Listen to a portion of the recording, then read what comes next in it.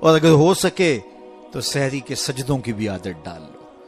اس وقت رحمتیں اترتی ہیں، رزق بٹتا ہے، کرم نوازیوں کا نور اترتا ہے۔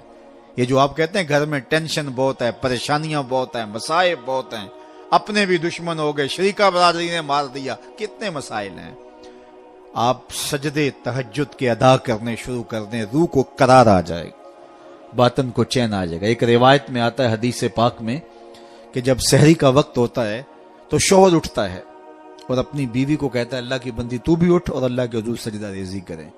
سارے دن کی تھکی ہوئی خاتون اٹھ نہیں پاتی تو وہ خیر وضو کر کے واپس جب آتا ہے تو چلو میں تھوڑا سا پانی لے آتا ہے اور اپنی بیوی کے چہرے پہ چھڑک دیتا ہے اور مصلی بچھا کے نماز پڑھنے لگ جاتا ہے۔ تو بیوی اٹھتی ہے، دیکھتی ہے کہ میرا شوہر نماز پڑھ رہا ہے تو اس کو بھی خیال آتا ہے، تو وہ بھی اٹھتی ہے، وضو کرتی ہے، شوہر کے قریب مصلی بچھا کے وہ بھی نماز پڑھنے لگ جاتی ہے۔ سحری کا وقت ہے، نیم اندھیرا ہے، کوئی دیکھنے والا نہیں، کبھی شوہر سجدے میں ہے، کبھی بیوی قیام میں، کبھی وہ رکوع میں ہے، کبھی یہ قومے میں ہے، کبھی وہ جلسے میں ہے، دونوں اللہ کے حضور سجدہ ریزیاں کر رہے ہیں۔ حدیث پاک میں آتا ہے دونوں کو دیکھ کے رب مسکرا رہا ہوتا ہے، اپنی شان کے مطابق اللہ خوش ہو رہا ہوتا ہے کہ میرا بندہ اور میری دہلیز کی باندی کس قدر میرے حضور سجدہ ریزیاں کر رہے ہیں۔ تو صاحبو آؤ اپنی پیشانیوں کو سجدوں کے نور سے مالا مال کریں۔ کتنی زندگی ہم گزار چکے ہیں، تھوڑا وقت باقی ہمارے پاس، بہت وقت گزار چکے ہیں، نہ جانے اٹھنے والا اگلا قدم کہاں ہے۔ آج موقع ہے، کل نہیں ہوگا، وقت پر کافی ہے، قطرہ بھی آبے خوش ہنگام کا، جل گیا جب کھیت برسا می تو پھر کس کام کا۔ پھر پچھتاوے سے کیا، آج کا پچھتاوا کل کی بہتری کی ضمانت ہوگی، کل کا پچھتاوا حسرت اور دکھ کو بڑھانے کے علاوہ اور کچھ نہیں ہوگا۔ آج لے ان کی پناہ، آج مدد مانگ ان سے، کل قیامت کو نہ مانیں گے اگر مان گیا۔ اقبال نے کہا تھا موسم اچھا پانی وافر مٹی بھی زرخیز، جس نے اپنا کھیت نہ سینچا وہ کیسا دہقان۔ آج موقع ہے، آج فرصت ہے۔ وہ ایک فقیر تھا، وہ بازار میں کھڑا رو رہا تھا تو کسی نے روک کے کہا بابا کسی نے مارا ہے؟ کہا نہیں کوئی ایسی بات نہیں ہوتی۔ کیوں رو رہے ہو؟ کہا بس ان کے رویے نے رلا دیا۔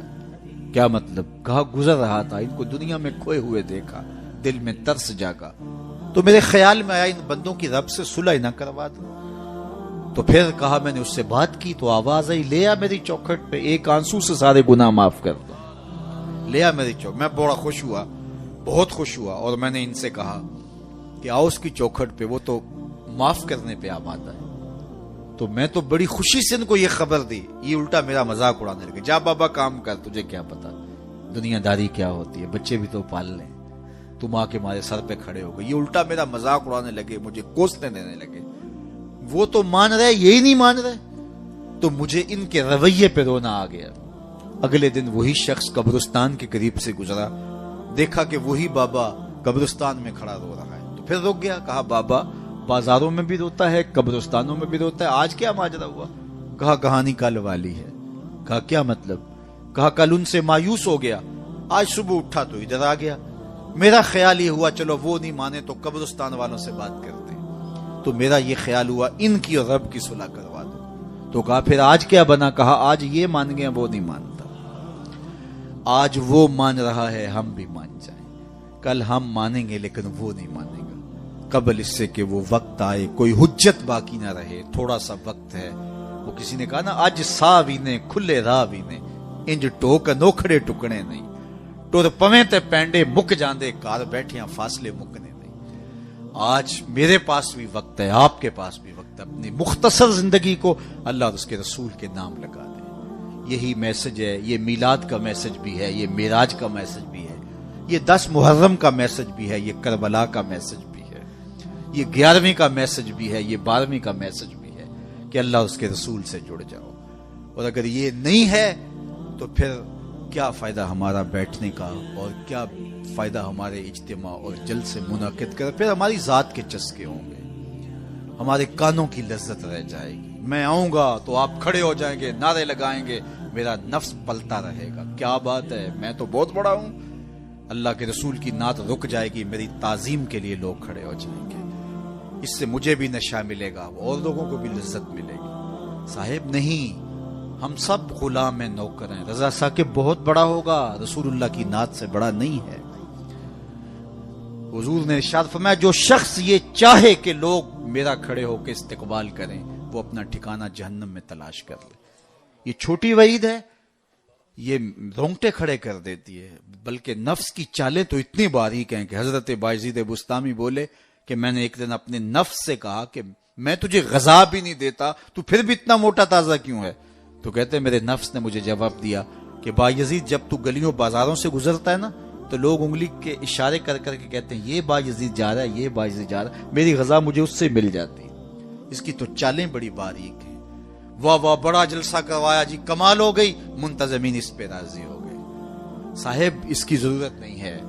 ضرورت یہ ہے کہ کیا میرے عمل میں تبدیلی آئی، میری زندگی میں کوئی تبدیلی آئی، میری پیشانی کو سجدہ نصیب ہوا یا نہیں ہوا، میں اپنے پچھلے گناہوں پہ نادم ہوا ہوں یا نہیں ہوا، مجھے شرمندگی ہوئی ہے یا نہیں ہوئی، میں نے قبر کے لیے کوئی روشنی تلاش کی ہے کہ نہیں کی. قبر کے چراغاں کا بھی تو اہتمام کرنا ہے، وہاں کی بھی تو روشنی اکٹھی کرنی ہے، وہاں بھی تو سخت اندھیرا ہے، وہاں تو وحشت ہے. اللہ اکبر، تو وہاں کے لیے بھی تو کچھ چراغاں کرنا ہے. تو یہ مختصر زندگی اپنی قبر کو روشن کرنے کے لیے، اپنی آخرت کو پر نور کرنے کے لیے، اللہ اور اس کے رسول کی رضا جوئی کے لیے گزار دو.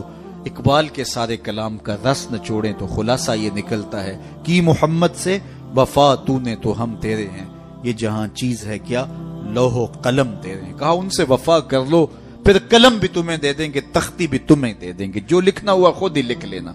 پھر تیری تقدیر کے فیصلے واشنگٹن میں نہیں ہوں گے بلکہ خدا بندے سے خود پوچھے گا بتا تیری رضا کیا. شرط یہ ہے کہ جب دل کا رشتہ حضور سے جڑ جائے، قرآن اور صاحب قرآن سے جڑ جائے. آئیے میں اور آپ اپنی زندگی کو ان کے نام لگائیں. نماز عشاء کا وقت ہوا چاہ رہا ہے. میں جتنی باتیں کر لیں اگر ان پہ عمل ہو جائے تو میرے لیے اور آپ کے لیے اتنا ہی کافی ہے. اللہ ہمارے مولانا طاہر صاحب کو درجوں کی بلندیاں عطا کرے، ان کے کام کو قبول کرے، ان کے رفقا، اراکین انجمن اور آپ جتنے لوگ تشریف لائے، آپ سب کو اس محفل کی برکتیں عطا دیں. اپنی نسلوں کو بچاؤ، اپنے بچوں کو درود و سلام کی لوریاں دو اور ان کو حضور علیہ الصلوۃ والسلام کی محبت سکھاؤ اور کبھی سجدے سے انہیں دور نہ رہنے دینا. ان کی پیشانیوں کو بچپن سے ہی سجدے سے آشنا کرو. بیٹیوں کو پردے کی تلقین کرو، بچپن میں ہی تلقین کرو اور ان کو قرآن مجید پڑھنے کی تلقین کرو. اور سجدے سے کبھی ہمارے گھر نہ آشنا نہ ہو. کتنا خوبصورت گھر ہے کہ جب صبح کے اجالے پھوٹتے ہیں تو مرد مسجدوں کو نکل پڑتے ہیں اور بیٹیاں گھروں میں مصلے بچھا لیتی ہیں.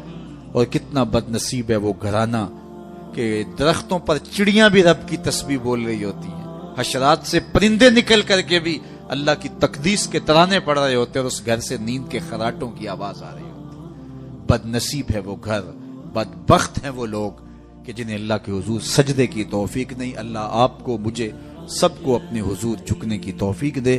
وآخر دعوانا ان الحمدللہ رب العالمین.